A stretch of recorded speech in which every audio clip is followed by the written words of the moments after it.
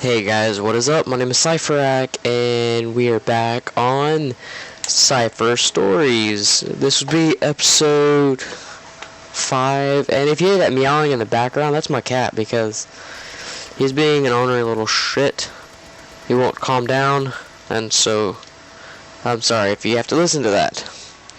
But anyways, let's get started with the stories, because that's what it's all about. And in case you are wondering what this is all about, let me give you a brief explanation.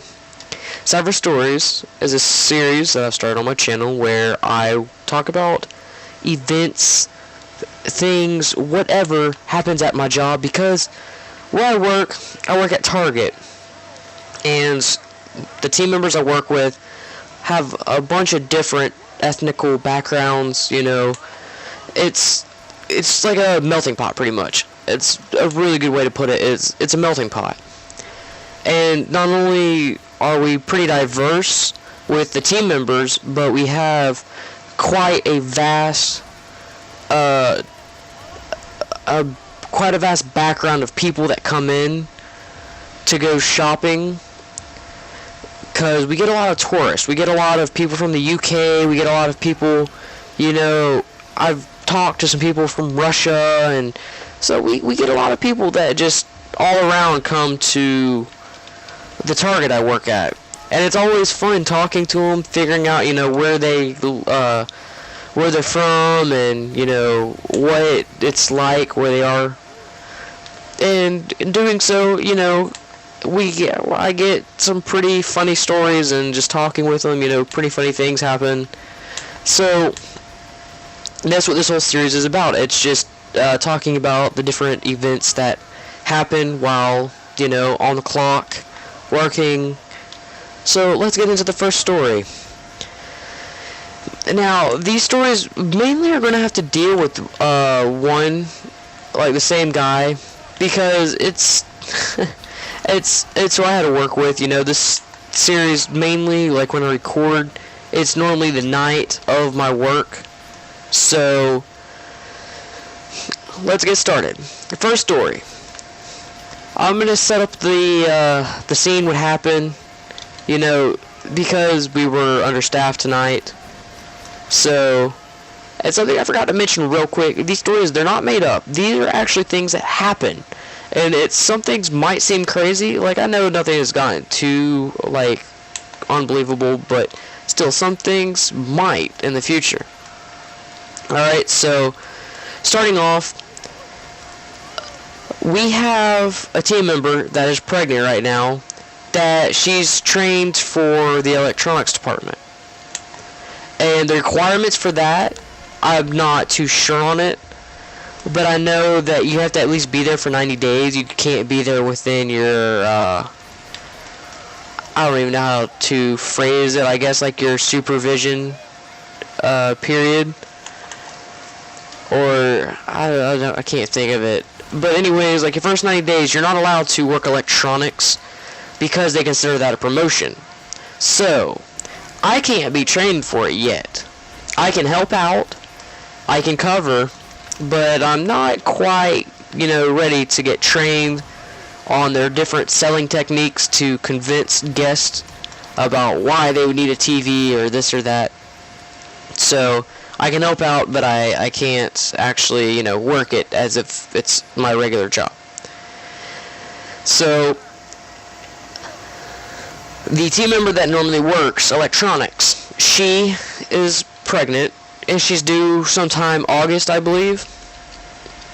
But she's getting to the point, she's getting pretty big. She's getting to the point where it's a little bit difficult for her to get around, She's getting tired a lot easier, because, she has kids and she's pregnant. So when she's not dealing with one, she's dealing with another.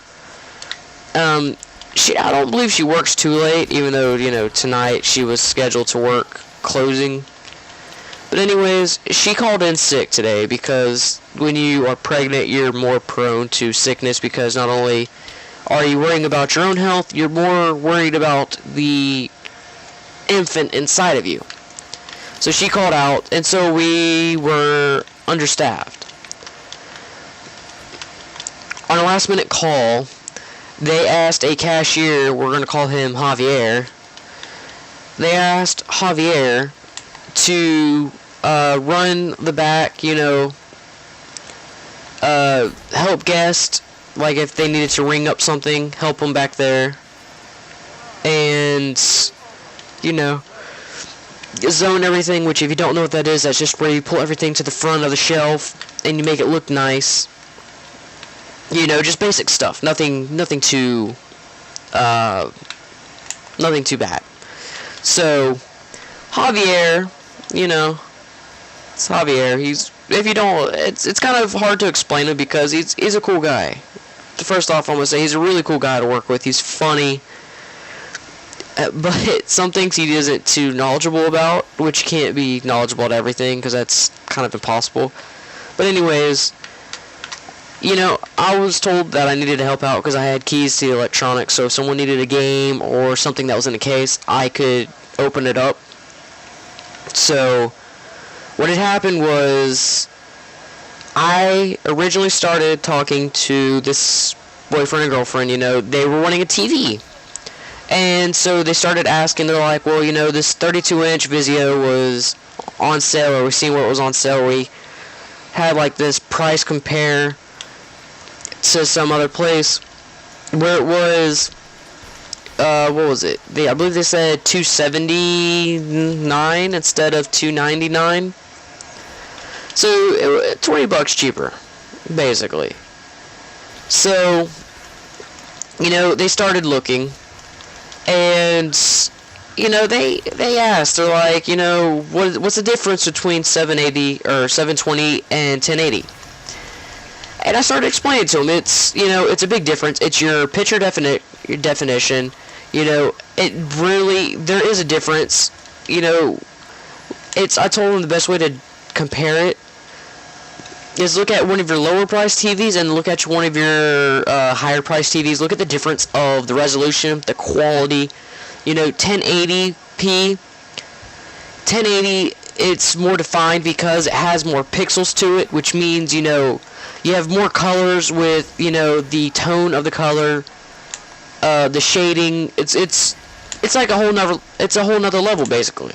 That's just what it is. And they wanted a red card because we have a deal with red cards where you save 5% on purchases. So they wanted to save up for one, and I done that first. I signed them up for the red card first. And then they couldn't decide on which TV they wanted because they were stuck between a 32-inch and a 39-inch. 39-inch was a 1080, the 32-inch was a 720. They both were smart TVs. And so, when I had signed them up for red card, they were still deciding. They couldn't decide, so they said, they would let someone know when they were ready. So they let Javier know, because Javier was back there. I was doing my own thing, because I was in another department. Well, Javier called me to the back, because he didn't know how to find the TV, so I had to pull it out of the back. Like, I had to pull it back out of the system, and, show him how to do all that. Well, he pushes the cart up to the register where the guests are. It starts ringing it up for him. They stop him. And they started asking him, they're like, hey, how does the smart TV features work? We just want to know, that way, we're not fiddling with this, because they were trying to see if they couldn't get the same thing except a non-smart TV, which nowadays it's kind of rare because smart TV is what's, becoming popular now. So, they start asking him, they're like, how do you access all these smart TV features and how do you get all this? Javier didn't know. Javier was completely clueless as to how to activate like the Netflix and the YouTube and all this other stuff. And so he came back to me. I was in the back room at the time, putting some stuff up. And he comes walking around back, he goes, hey, you know the TV you helped me pull down off the shelf and that you pulled out of the system? I was like, yeah. He goes, how do you access the smart TV features? I was like, why are you asking? I was like, yeah, are you buying TV too? He goes, no, them guests, they They wanted to pull it out of the box because they wanted to look at everything, see if they couldn't figure out how to do it. I was like, well, I don't know so much about pulling it out of the box, but basically the way Smart TV works is most commonly the remote will switch settings on it, where you'll switch it from regular TV to Netflix to your TV settings to hook it up to the internet and everything. I was like, so basically what you need to do is you need to tell them just it's from the remote. Now, this might sound weird, but it's true. Some TVs have touchscreen capability, and so you can just go up to the TV, you know, go on the little touchscreen feature and activate it that way. And then they even have the TV remotes where it has a built-in touchscreen in it, to where you can just push the buttons on what you want. So it just depends on what you have. So after telling Javier this, you know, he goes back and tells him. But it's amazing. Like, alright, so you guys probably won't know what happened. But anyways, it's amazing though because, you know, Javier wasn't trained to, you know, work electronics, to really know anything about this. I mean, he's a cashier up at the front end, and he was working in the back of the store where the electronics is. But it's funny though because these people were like literally pretty much giving him a run for his money. They wanted to know, you know, how to properly use his TV, and we have the TVs, but we're not allowed to open them unless we're buying them. So, you know, sometimes we can't give accurate information to people, and if, you know, if someone told you something wrong, please don't get offended, because like I said, we're not allowed, like, we don't get to play with these TVs in the back until someone purchases them. Literally, all they do is just sit on a shelf until someone goes to purchase said TV, and then we just pull it off the shelf, we scan it out of the system, and then we just, you know, pull it around front, show the guests that it's the TV that they want, ring it up, walk it up to the front, and then they take it out of the store. That's it. That is the process of which we go through to sell a TV. So, like I said, I'm sorry if you get offended that, you know, we didn't explain everything crystal clear, or we didn't tell you everything down to the T. So, yeah. Now, my second story. So, anyways, the second story, it has to do with, you know, Javier again, as we're going to refer to him, Javier, and another team member. And I've told you guys before that we try to have good communication, so that, you know, if you're not able to get up to the front to help, you know, ring up the orders for the guest, at least let them know. That way they can try to act accordingly. But so I'm gonna pitch the scenario to you. A guest was asking about a sewing machine, if we had any in the back. Now, I could have easily typed in, you know, sewing machine and try to pinpoint which sewing machine they were looking for, or I could just easily walk to where the sewing machine stuff is, and then scan it and check that way.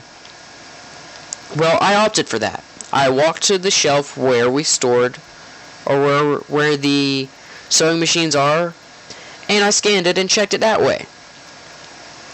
Meanwhile, when I was there, a guest had rang up the operator to get some assistance in domestics, which is also my department. I was literally in section C, like mid-section C. This was in beginning section D. And then the sections, like, they're like 50, between, actually I'm going to say they're both 43 aisles. So midsection, I wasn't even that far away. So I'm about finished helping the guest, and I said, okay guys, I got this. I was like, it's literally right here beside me. I'm just going to finish up with the guest real quick, and then I will go and help, you know, the guest that needs help over in domestics. The LOD, or the leader on duty, says, alright, thank you. And so I proceed to finish helping the guest I'm with, and then I go to talk to the guest that asked for assistance. I'm walking and I see you know, her, she just hung up the phone and everything. And as I'm walking up there, who do I happen to see walking towards the guest too, trying to help him? Good friend Javier. And so Javier starts asking her what he could do to be of assistance. And she starts explaining to him that she's looking for some curtain rods. She says she found some, but it's not enough. She needs more. So yeah, we go through this whole number looking for more. And anyways, then after that, a third teamer comes walking up. We're going to call this team member Ayana. Ayana comes walking up behind Javier and I, and she says, how many people does it take to answer a guest service assistance request? Both Javier and I look at her and say, I don't know, I was like, I called it out. Javier's like, oh, well, I got here first. And I was like, this is ridiculous. Like, all three of us are here helping one guest. And so, it's, we helped the guest. We helped her out to the best of our ability. But, normally when we give recognition is a thing we do, amongst each other. We recognize others for going above and beyond, helping out, making sure things are all nice and picked up for the next person picking up the shift. That way, we know we're on the ball, ahead of the game. That way we can try to have an easy night, so on and so forth. So, that's normally given by, I would say, the LODs at the huddle, or at the huddle from one team member to another. And if you get a red card, that's basically it. Javier being a guy who he likes to joke around, he's really easy to get along with. Being Javier, he gets on the walkie-talkie. And in case you didn't know, I could fill you in real quick. For my job, I carry a walkie-talkie on me and a PDA so that I can possibly have any kind of way to get assistance or assist a guest. So Javier gets on the walkie-talkie. And he starts off, I want to give recognition. Immediately, the LOD is like, oh, what, did you get a red card? Javier's like, no. Javier's like, I want to give recognition to Ayana, Jordan, and myself for helping or assisting the guest. One guest. The LOD, it's like she paused, and she goes, you gotta be kidding me, right? Javier's like, nope. He goes, all three of us assisted one guest together. And it's funny because, I originally called this out. I did. But she's like, well, I don't think that would really deserve recognition. But she goes, thank you for, assisting the guest, trying to make sure that the guest is finding everything that he needed. Javier's like, yeah, but we did it together, teamwork. It's funny to me, and I'm going to explain this. It's funny to me because it's literally a week ago they were telling us, we've been focused because we've been hit hard. We're still what they're considering holidays. We're still busy. And our guest support, our guest assistance, guest service has kind of gone down because we've been so pushed to get the work done. And they're like, we're not having good enough communication with the guests. Because we feel our communication with the guest are helping them find what they need is represented by like the surveys that they do online when they get the receipt after they make a purchase, by the amount of red cards we get signed up, or we get people to sign up for in a day. We get it measured that way. And so I guess you can't really say we're not trying to help the guests with what they might need assistance finding, because we had 3 different people from 3 different departments helping this one guest trying to find what she needed. I'm just gonna... To me, that is hilarious, because we were understaffed, you know. We honestly were. And honestly, when we don't have enough people, I don't stress out. I kind of go insane, because I'm running from one spot to another. In the last 4 days, we have been understaffed, because people are quitting, people have gotten fired. And so it's been a little stressful, but I don't let the stress get to me to the point where I freak out. I just kind of go crazy running around from, you know, department to department, just trying to help guests find what they need and help them, you know, get checked out quickly. So, anyways, I believe that's going to be an episode of Cypher Stories, because I kind of drug it on a little bit. You know, you're gonna have some episodes of the series where it's going to be serious stuff, where it's like, you know, this and that, you know, it's what I take very seriously. You're gonna have some where it's funny, where we have like a funny incident where, you know, something actually is humorous. You're gonna have some where it's entertaining. Like, this was entertaining because, to me, I was there. It was entertaining, you know, and so it's not always going to be the same thing. Like, not every story is going to be funny, not every story is going to be serious. You gotta take it how, you know, I lay it down for you guys. And with that being said, I hope you guys have enjoyed the video.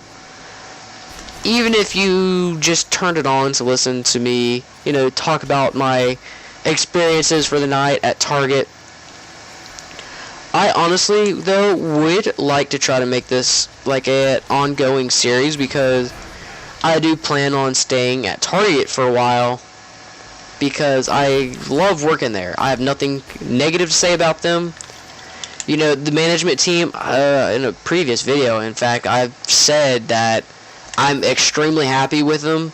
They're doing their best to work with me, and they're doing their damnedest to try to get me trained up for more and more stuff. It's more responsibility, but then again, it is to actually help me learn more and help them improve the quality of the store itself.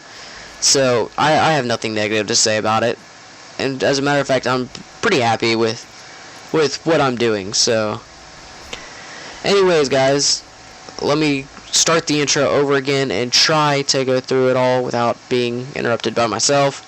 My name is Cypher. I hope you guys have enjoyed the video. If you have, feel free to leave a like. If you don't want to, then you don't have to. It's not even a big deal.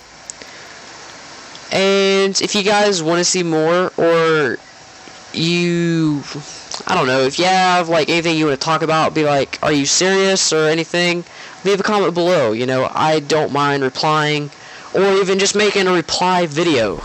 That would actually be a lot of fun, I believe, because, you know, I would just basically do like I'm doing now, put over some Borderlands 2 gameplay, and, you know, just talk to the masses or whoever watches the video.